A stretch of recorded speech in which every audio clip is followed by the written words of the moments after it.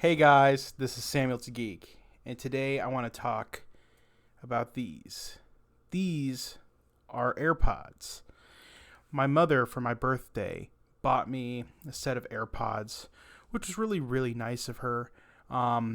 She knows how, big they are and how popular they are, but she didn't know that I haven't had an iPhone in years and don't use Apple products anymore. But I'm still going to use them because, when you get older as an adult, a lot of your parents stop buying you actual items that they just think of off the top of their head, and they just start either giving you money or expressly asking what you want. So it was very, very kind of her to go out of her way and think I might need these. So I've decided to keep them instead of selling them and to use them.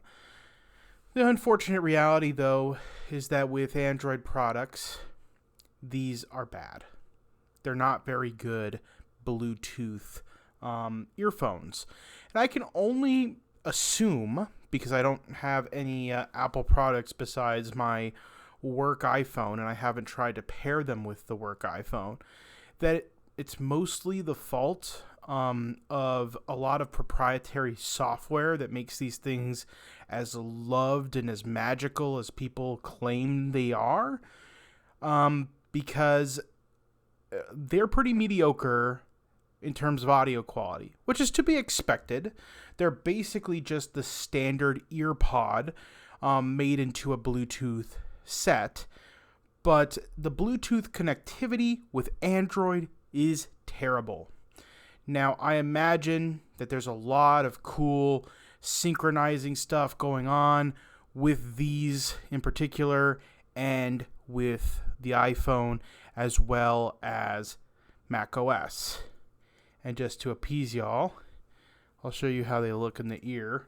I'm not a big fan of the look. Obviously, I'm a very large man, and these things look a little ridiculous coming out of my ear. But I also frequently go to Washington, D.C., so the sight of these in somebody's ears is quite common. Now, the build quality themselves is actually really, really nice. And, as to be expected with any Apple product, it's a very nice build. Unfortunately, it comes with a proprietary charging port with the Lightning adapter at the bottom, so no USB-C to make my life easier. But everything about these is high quality when it comes to the feel and look and design. But when it comes to connectivity, there's a lot to be desired. I've had lots of trouble with these when it comes to playing audio out of my phone. At first, maybe I thought, whatever Bluetooth radio or receiver that's in my cheap Samsung phone is the problem. But I tried it with the Google Pixel as well as my old Moto phone, and it seems to be a recurring issue. If I keep these in my pocket, sometimes there's just random interruptions when you're moving around.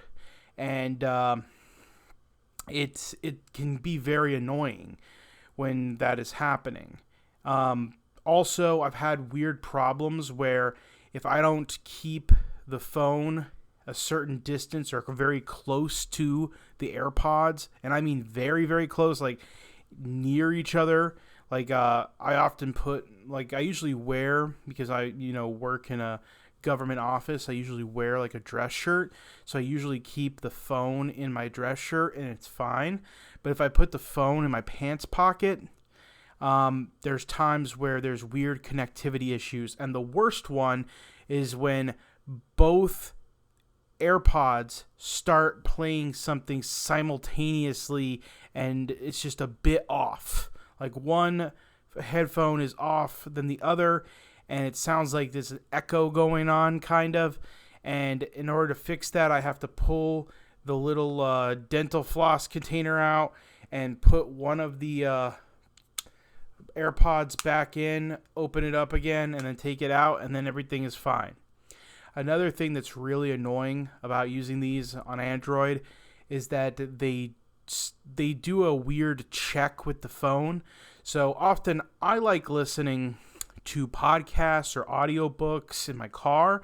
But if I'm going to use the AirPods that day, I have to remember to turn the Bluetooth off when I'm in my car, because these things will randomly ping my phone when I'm playing audio through the auxiliary port when I'm driving. So all of a sudden, out of nowhere, these will ping the Bluetooth, and all of a sudden I've lost whatever podcast or audiobook I was listening to, and because I'm driving, I can't do anything about it, so I just usually flick over to the radio.